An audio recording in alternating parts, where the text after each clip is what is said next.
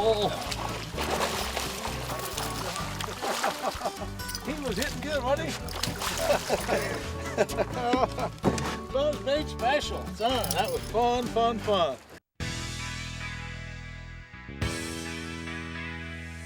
He is the current record holder with 9 BASS Angler of the Year awards, has 19 BASS tournament wins, and qualified for the Bassmasters Classic 25 times.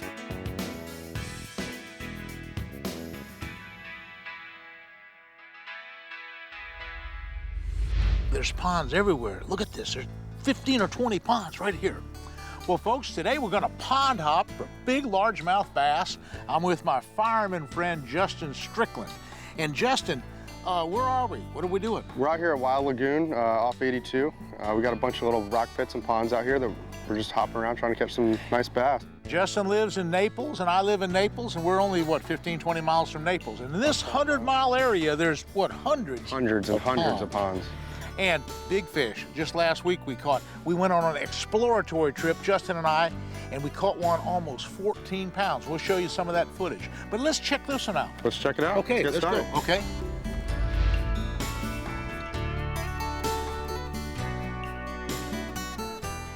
Here in South Florida, there are hundreds of rock pits and agricultural retention ponds. Now, most of these small waters have no improved launch ramps for, say, a big bass boat. But I have a four-wheel drive pickup truck that's just the ticket. It's early in the morning. There's a good chance I'm just gonna start right here and just go this way. I'm gonna start off with a buzz bait and see what happens. I got the old Cavatron buzz bait. Now this is deep water. I got looking at my depth finder. Deep. I'm gonna go ahead and try the Senko. Look at, 14 feet deep here. Lots of depth to the water. Now we have crankbaits to fish. We have little Senkos, like that giant fish we caught last week, remember? That Yes, was sir. on a Senko. On a Giant. big rock on a Senko. Big rock out in the middle of one of these little pits. That was so cool. Gigantic fish. Bass Pro Shops presents Fishing with Roland Martin. Brought to you by Tracker Boats, Fish the Finest. Gary Yamamoto Custom Baits, designed by fishermen for fishermen.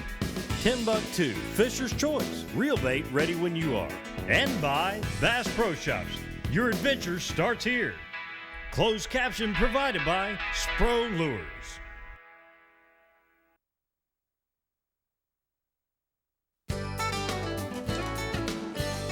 Bass Pro Shops is a proud sponsor of Fishing with Roland Martin.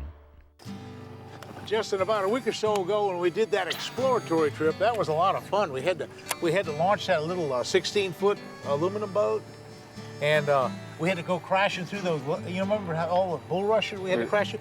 We took the iPad and we looked out there in the middle of the lake. It was all lily pads and cattails and heavy weeds.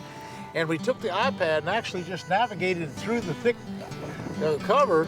Finally, with a little 25 horsepower motor, we finally came out, broke out on this little pond, and we caught all kind of fish in there. That was a pretty neat deal. Oh. He was hitting good, wasn't he? Buzz bait special. Son, that was fun, fun, fun. Well, you know, I don't know what else they'll hit in here, Justin. You know, we tried a little bit of everything. But these bigger fish, hey, they like a buzz bait. Oh yeah, definitely. Wow. Like a buzz bait. That was so cool. He kept hitting in this stuff right here. You know, we're in a spot that's never been fished before. This has been a private lake for years and years and years. And to Justin's knowledge, nobody's ever had a boat in here. We're virgin water. It's been here, what, 15 years, this lake? Oh yeah, easily 15 years. And there's bass like that. Big giant fish all over the place. Woo! Huh? Got a nice bass. Look at that guy. Frog fish. Yes, sir, son. Well, we caught them on buzz baits. We caught them on frogs. We caught a couple on spinner baits. Hey, brand new water. I don't think anybody's ever fished this spot right here. Probably at bass's first encounter with a human. Oh, he's got mine. Oh, yeah, yeah, yeah. Senko fish.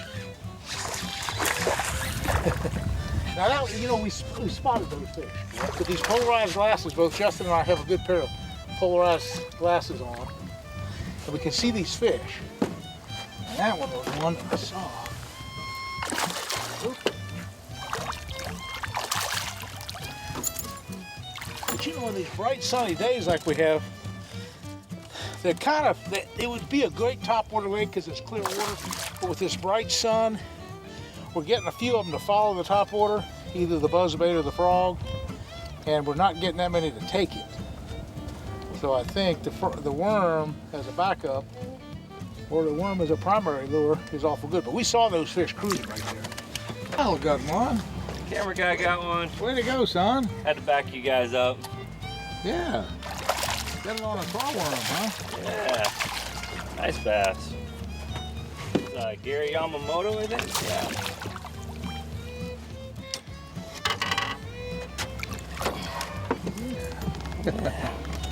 Beautiful fish. Hey, can you get it out all right? Can you get the...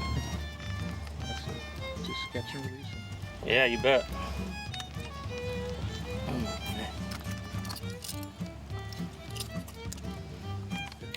Look at the mouth on that sucker. Yeah, boy, that's a nice one. Woo!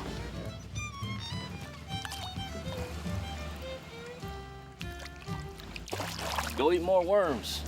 Perfect. He does now. He took it. He took it right as it came by. Came zooming by. We saw him and he just came zooming by and got it. That was cool, wasn't it? Oh, yeah. It's just dropping right to him. Visual bass. Visual action. It's like fishing for redfish or bonefish. To see these bass cruising along, drop a worm in front of them, bam! I didn't see him eat it though. I saw him chase after it. Yeah, I thought he just. I thought he was running away from it, but he had it. How did it? Well, just happens to be that I'm using a 194 color watermelon and black.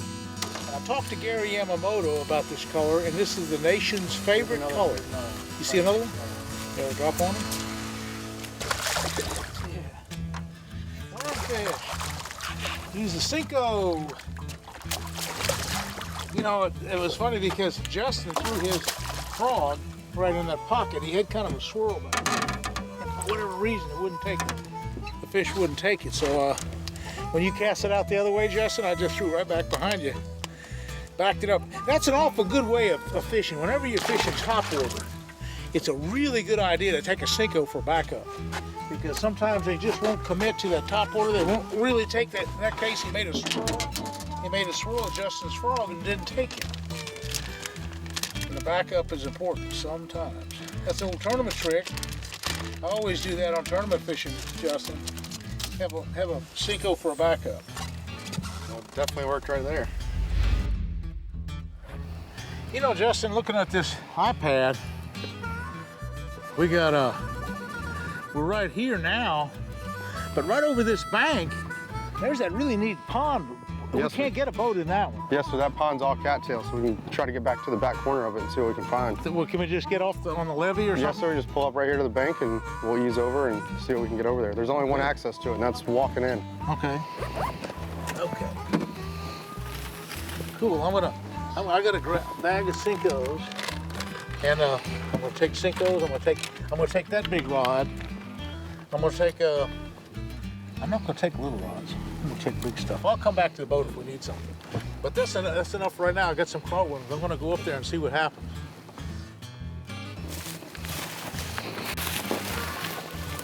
Woo! Boy, it's a good-looking pond. Wow! Hey, there's cattails all over the place. Justin, what kind of a situation do we have here? Well, we just left that one rock pit and came over that big mound, and this is just a little shallow area, all these cattails and stuff, and we've been catching some really big bass here. Okay, well, I got my crawworm. I'm throwing a Cinco. Cinco? That's hard to beat. Hard to beat. Fishing with Roland Martin is brought to you by Gary Yamamoto Custom Baits, designed by fishermen for fishermen.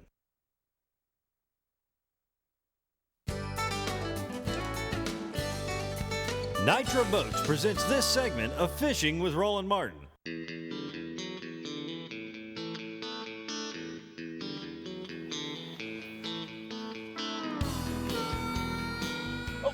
Roland, you got one? Get that Yamamoto crawl worm. Here, let me help you. Let me help you. Okay, son.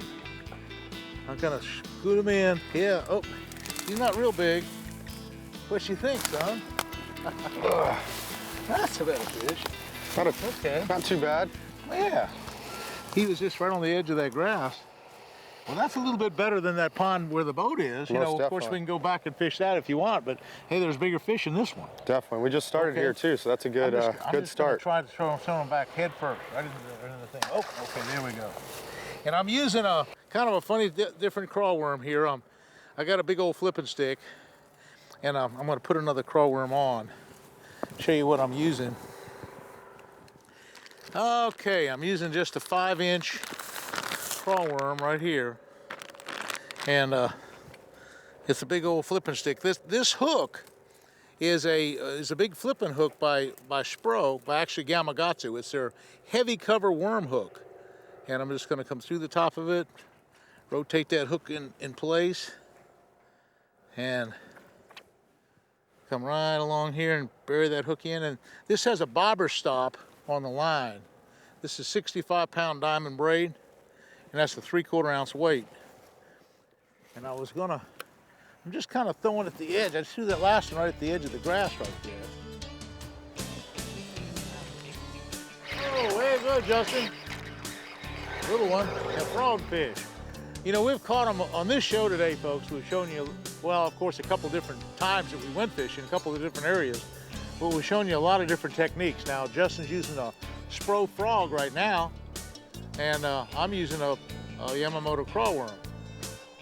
But these ponds, it's just the standard techniques. I mean, whatever patterns that you want to fish, it's going to work in these little ponds. And this is kind of like a farm pond in Ohio, for that matter. You know, there's probably more fish being caught in farm ponds and small waters than all the other waters put together, because they're being fished a lot more than people realize. My biggest fish in Oklahoma, when I lived in Oklahoma, they had giant reservoirs in Oklahoma, but my 2 or 3 largest bass were caught out of small waters like we're fishing today.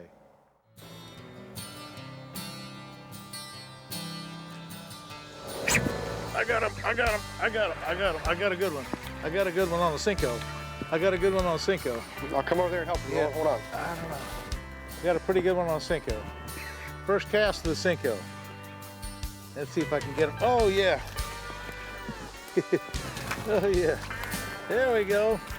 Cinco fish. They're bigger. These fish are bigger than the last place. Holy moly. Nice big 4-pounders. Fat, too. We're gonna catch some fish today, son. You know, this is a lot reminiscent of the lake that we fished with that little small boat. You know, when we Yes, caught sir. all those, when we caught that 13, 14-pounder. But that's quality bass. Okay, boys, throw it back, right in the water, donk. And what I had, hey, this is the standard #1 way of catching bass in South Florida.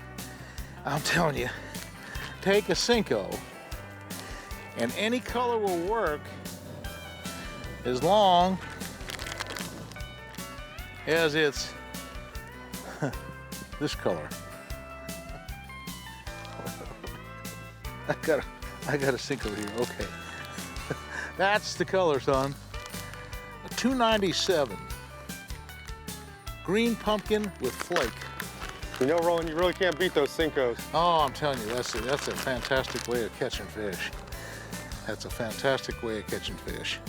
Now that's a 4/0 EWG Gamakatsu hook. I'm just coming right through the head of the thing a little bit farther because I got the screw in weight. So come in a little bit farther, half an inch or so.